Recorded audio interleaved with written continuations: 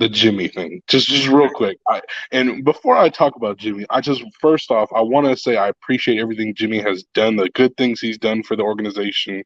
We couldn't find a way to win games to a degree before Jimmy got here, so I just want to say I appreciate the Jimmy era for what it was, as long as it lasted. But obviously, I'm super excited for the Trey era, what he's going to do, what he can be potentially, and whatnot. I'm excited for all that. But let's be honest about Jimmy. The best Jimmy has ever looked was either against the Rams, or where's it came against the Rams, against the Saints. One game against the Saints. Yeah, one game against the Saints in that 5-0 stretch when he first got here in 2017. But besides that, what did Jimmy really do? The entire playoff run in 2019, dude was forced to throw only 8 times because he couldn't win the game. He almost lost it. So Kyle had to shut him down, both the NFC Championship and the divisional round in 2019. And what did he do the entire playoffs that we just went and we literally Debo ran us to the NFC Championship game. And before I continue, I'm definitely saying that I think we went farther than I expected, at least as a Niner fan. But even when you're in that position up 10 in the third quarter, I'm still disappointed the way we lost, because if Trey Lance had started that game at that point up 10 in the third quarter, I definitely think we would have won, because I think Jimmy, he literally did nothing this entire playoff run. He didn't do anything the 2019 playoff run. I just don't see where the whole I think I'm going to bash Trey Lance when he starts, because Jimmy G was so great. Jimmy G was good to an extent, but he's not great.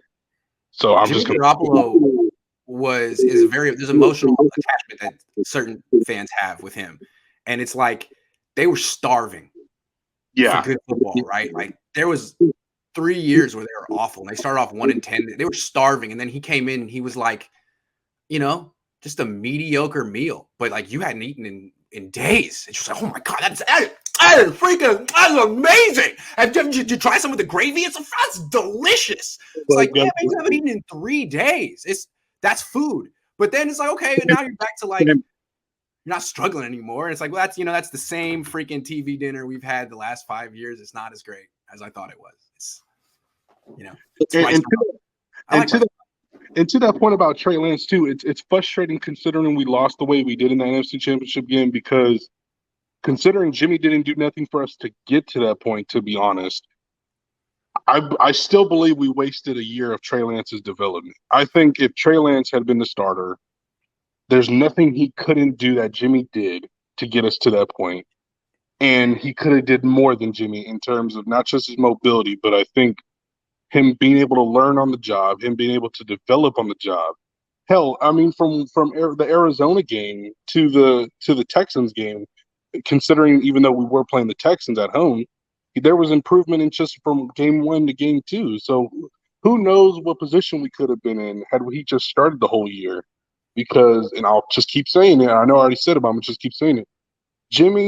Trey could do exactly what Jimmy did and more. Like, there's just no debate about that. You cannot tell me otherwise. Just even in those 2 games, and let's be honest, in that Cardinals game that he played in, I blame that more on Kyle than Trey, because he literally treated him like Taysom Hill at quarterback instead of treating him like a quarterback who can actually throw the ball.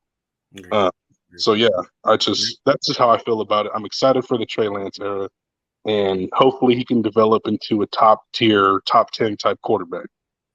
Yep. Hey, well, thanks for telling us how it is, man. I appreciate you.